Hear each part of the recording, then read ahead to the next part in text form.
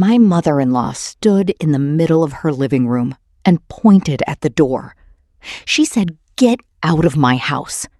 She said it in front of her entire family. She said it like I was nothing. I stood up slowly. I smoothed my dress. And then I said one sentence about her daughter that made every single person in that room go completely still. Welcome to Haely Stories. This is the place where you will find real and emotional women's stories that will touch your heart, make you feel seen, and remind you that you are never alone in what you are going through. If that is something you need in your life, then like this video, subscribe to the channel, and hit that bell icon so you never miss a single story. Now, let me tell you about the afternoon I was humiliated in front of the people who were supposed to be my family, and what happened in the moment I finally stopped being quiet about it. My name is Emily Dickinson, and I am 30 years old. I know what you are thinking. Yes, the name. My parents were English teachers with a sense of humor and a great deal of confidence that their daughter would grow into it. I have spent my entire life introducing myself to raised eyebrows, and I have made my peace with it. What I have spent considerably longer making my peace with is my marriage and the family that came with it. I have been married for 3 years to a man named Thomas. Thomas is kind and steady and genuinely well-meaning, and he has one significant flaw that has shaped a great deal of our marriage. He loves his mother in the way that some men love their mothers, completely and without critical distance, in a way that makes it very difficult for him to see her clearly. His mother's name is Vivian. Vivian is 58 years old, and she is the kind of woman who has spent her entire life being the most important person in every room and has arranged her life to ensure that this continues to be the case. She is elegant and she is intelligent, and she has a very specific and very clear opinion about who belongs in her family and what standards they are expected to meet. I had not met those standards from the beginning. I understood that. I was not from the right background. My family did not have the kind of history that Vivian considered relevant. I had built my career myself in public relations from the ground up, which she seemed to find more suspicious than impressive. But what I had not understood until the afternoon she pointed at the door of her house and told me to leave was how far she was willing to go. Before I tell you what happened that afternoon, I need to tell you about Vivian's daughter, because she is at the center of all of it. Her name is Claudia. She's Thomas's older sister, and she has been the jewel of the family, in the way that certain children become the living proof of everything their parents believe about themselves. Claudia was the CEO of a mid-sized technology company. Not a huge company, but a successful one, with a real reputation and a position in the industry that people in that world recognized. Vivian mentioned it in approximately every third conversation. She did not do it clumsily. She did it with the practiced ease of someone who has integrated her daughter's success so completely into her own identity that she no longer noticed she was doing it. I did not resent Claudia for this. Claudia had worked hard for what she had, and she was genuinely impressive, and she had always been civil to me, even when her mother was not. We were not close, but we were respectful, and I had no complaint about her personally. What I did not know until 3 weeks before the afternoon in question was that Claudia was no longer CEO. She had been removed from her position, quietly and quickly, following an internal investigation into decisions she had made in the previous financial year. The details were not public yet. The company had handled it with the kind of careful discretion that organizations use when they want to manage a story before it becomes one. I knew because a contact of mine in the industry had told me, professionally, in the context of my work, not as gossip. I had not told Thomas yet. I had not decided what to do with the information. I had not been planning to use it for anything. And then Vivian pointed at the door. The occasion was a family lunch at Vivian's house. These lunches happened monthly, and I attended them because Thomas wanted me there, and because I had decided early in our marriage that withdrawing from his family was not the right answer, regardless of how uncomfortable those lunches sometimes made me. There were 8 people at the table. Vivian, her husband Gerald, a quiet and gentle man who had spent 40 years being married to Vivian, and had developed an extraordinary ability to become almost invisible when the atmosphere required it. Thomas, Claudia and her husband, 2 of Vivian's sisters. The lunch began normally. Good food, which Vivian always produced because she was an excellent cook and knew it. Conversation that moved around the table in the patterns these things always moved in. And then something happened that I had not caused and had not anticipated. Vivian's sister, a woman named Margaret, who had a slightly chaotic energy and less social caution than the rest of the family, asked me a question about my work. She asked it genuinely, with real curiosity, because she had heard I had recently taken on a significant new client. I answered honestly. The new client was a large one, a company that had recently gone through a public leadership crisis and needed help managing its reputation going forward. I should have been more careful about how I described it. I said it was the kind of situation where a CEO transition has not been handled well publicly, and the company needs help rebuilding trust. Vivian looked at me. Something crossed her face that I did not understand in that moment. Then she said, "Is that the kind of work you do, Emily? You profit from other people's failures?" The table went slightly quiet. I said, "That is not really how I would describe it. Reputation management is about helping organizations communicate clearly during difficult transitions. It is not about profiting from failure." Vivian said, "It sounds like ambulance chasing to me." I heard Thomas shift slightly in his chair beside me. I said, "I respect that we see it differently." Vivian said, "I am not sure you understand what respect looks like, Emily. You never have." The table was very quiet now. I said, "I am sorry." She said, "No, you are not. You have never respected this family. You have never respected what this family represents. You sit at my table and you eat my food, and you have never once made a real effort to be part of what we have built here." I looked at Thomas. Thomas was looking at his plate. I looked back at Vivian. She said, "I have been patient with you for 3 years. Thomas knows how I feel. We have discussed it. And I have decided that I am not willing to continue pretending that this is working." I said, "Vivian," she said, "get out of my house." She said it clearly, loudly, in a voice that left no room for interpretation. The 2 sisters looked at the table. Gerald looked at the window. Claudia looked at her mother with an expression I could not fully read. Thomas continued to look at his plate. I sat with that for a moment. And then I stood up. I stood up slowly. I folded my napkin and placed it beside my plate. I pushed my chair back carefully. I smoothed my dress, and I looked at Vivian. She was still standing, still pointing at the door, still wearing the expression of a woman who had just exercised power and found it satisfying. I said, "Before I go, Vivian, I think there is something you should know." She said, "I do not need to know anything from you." I said, "Claudia is no longer CEO. She was removed from her position 3 weeks ago following an internal investigation. The announcement will be public within the next 2 weeks." The room went completely still. Not the polite stillness of people being careful, the absolute stillness of a room in which something has just shifted on its axis.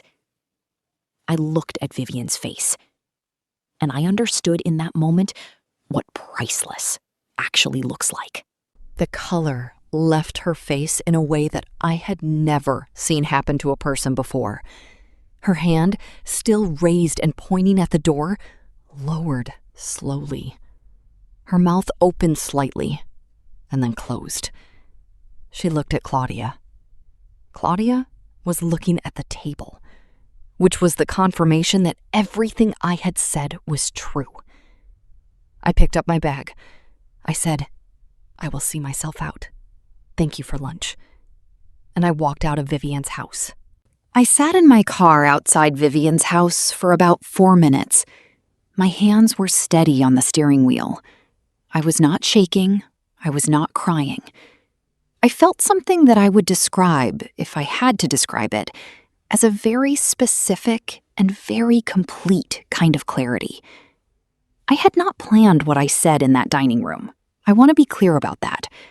I had not walked into that lunch with any intention of using what I knew about Claudia. I had sat at that table for an hour being patient and measured and trying to make the best of a situation I found difficult because that is what I always did. And then Vivian had pointed at the door. And something in me had decided, quietly and finally, that I was done absorbing things without any response at all. I am not entirely proud of the way I responded. I have thought about it many times since. There was a version of that moment where I simply walked out without saying anything, and I think that version might have been more dignified. I think about that sometimes.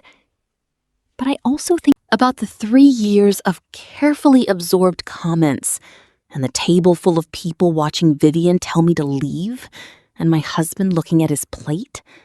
And I think that what I said was, if not perfectly calibrated, at least honest. Thomas called me before I reached the end of the street. I let it go to voicemail. Thomas came home that evening. He had stayed at his mother's house for several hours after I left. I knew this because he sent me a message at 2 p.m. saying he was with his family and would be home later. I read it and put my phone down and made myself a cup of tea and sat in our apartment and thought about my marriage. He came home at 6.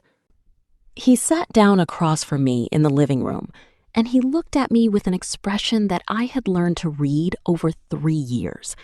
It was the expression he wore when he knew something was wrong and was trying to figure out how to talk about it in a way that would not make things worse. I said, "You watched your mother tell me to leave her house in front of your entire family, and you looked at your plate." He said, "Emily." I said, "I am not angry, Thomas. I am telling you what happened, and I am telling you that I need you to understand what it felt like." He said, "I know my mother went too far." I said, "Your mother has been going too far for 3 years. Today was just the version that happened in front of witnesses." He said, "What you said about Claudia," I said, "was true. Every word of it." He was quiet. I said, "I did not plan to say it, but I am not going to apologize for saying it either. Your mother humiliated me in her dining room, and I responded with information that was accurate. I can think of worse things to have done." He said, "My mother is very upset." I said, "I imagine she is." He said, "Claudia is devastated that it came out that way."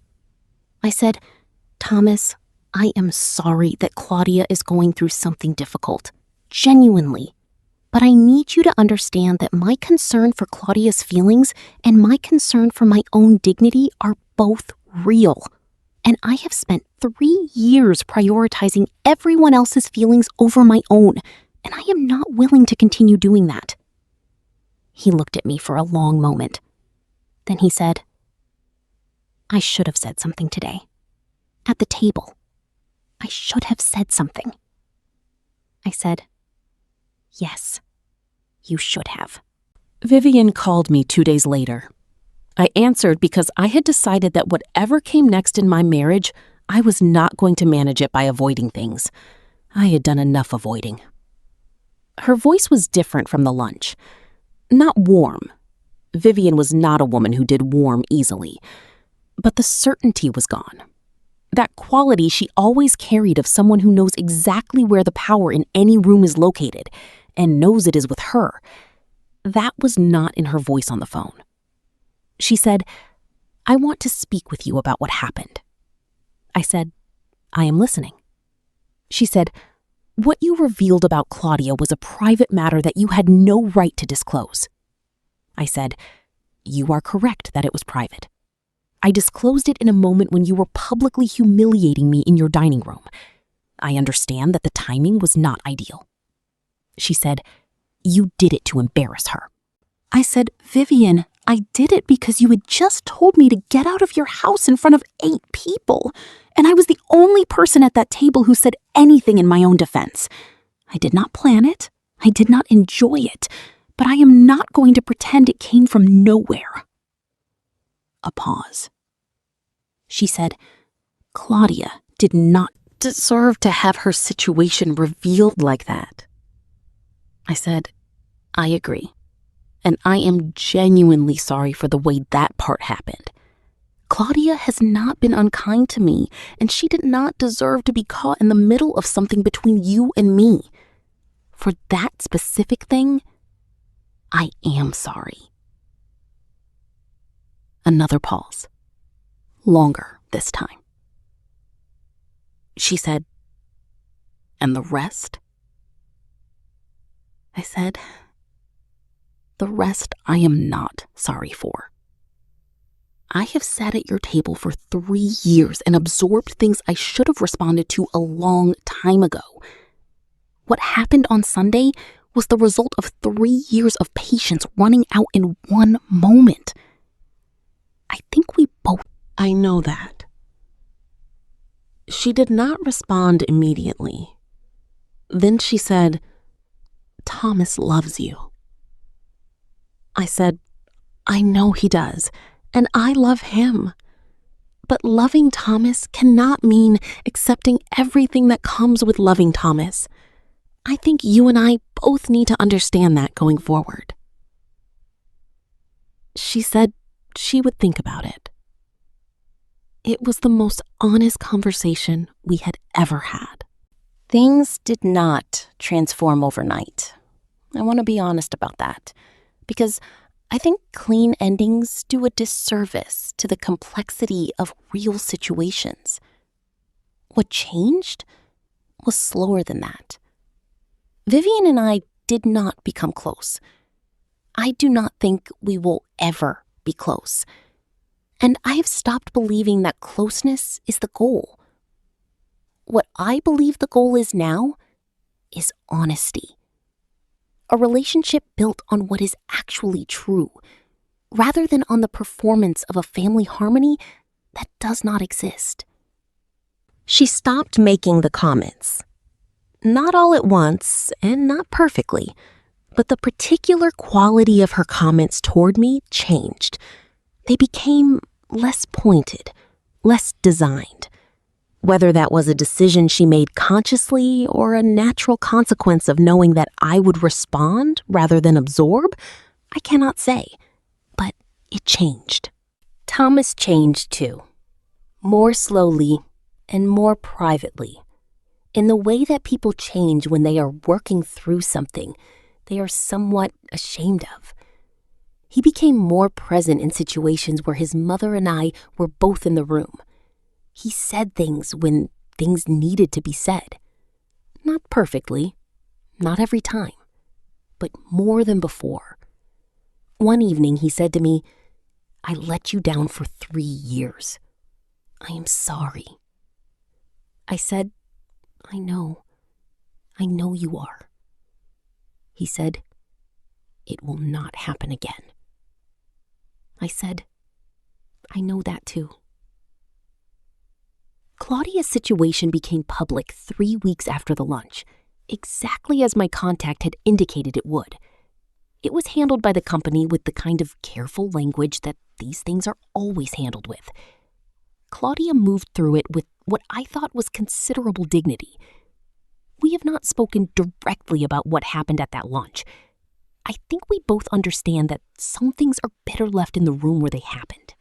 I want to tell you what happened to me professionally in the months after that lunch, because I think it is part of the story. The client I had mentioned at the table, the company going through the leadership crisis, turned out to be one of the most significant engagements of my career. The work I did for them over the following 8 months resulted in a referral that led to 2 more clients of comparable size. By the end of that year, my business had grown in a way I had not anticipated and had been working toward for a long time. I tell you this not to make a point about Vivian, though I noticed that the work she called ambulance chasing was the work that changed the trajectory of my career. I tell you this because I think it matters to the story of who I was becoming during that period. I was becoming someone who said things when they needed to be said. In my marriage, in my relationship with my mother-in-law, and in my work, where I had always been good at saying the right thing for other people and was learning to apply the same clarity to my own life. Those things are connected. I believe that. The moment I stopped absorbing Vivian's comment and said one true sentence in response, something shifted in me that extended beyond that dining room.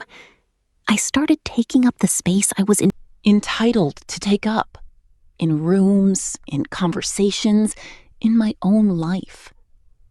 It is a small thing to describe. It felt very large to live. I'm 30 years old, and I was told to get out of a house by a woman who had spent 3 years, making me feel like I did not belong in her family. I said one sentence and walked out with my head up.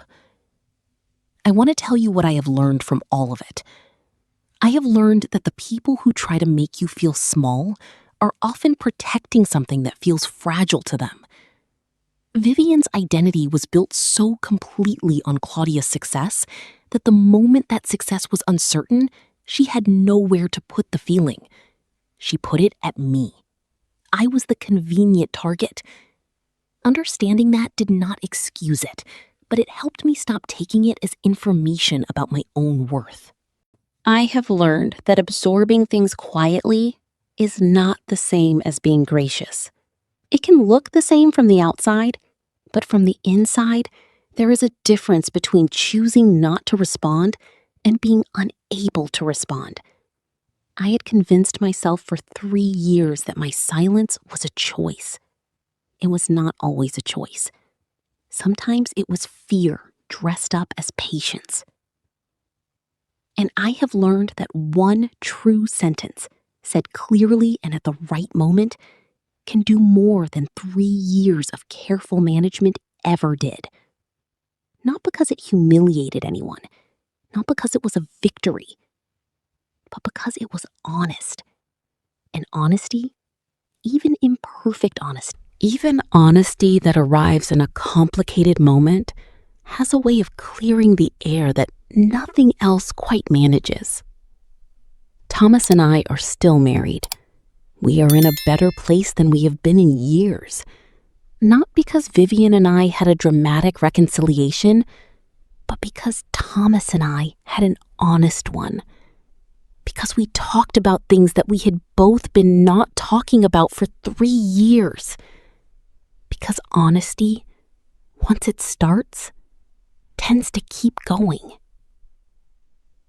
My name is Emily Dickinson. I am 30 years old. My mother-in-law told me to get out of her house.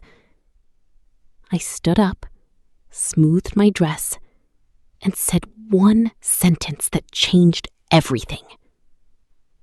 And that is my story. She told me to leave like I was nothing.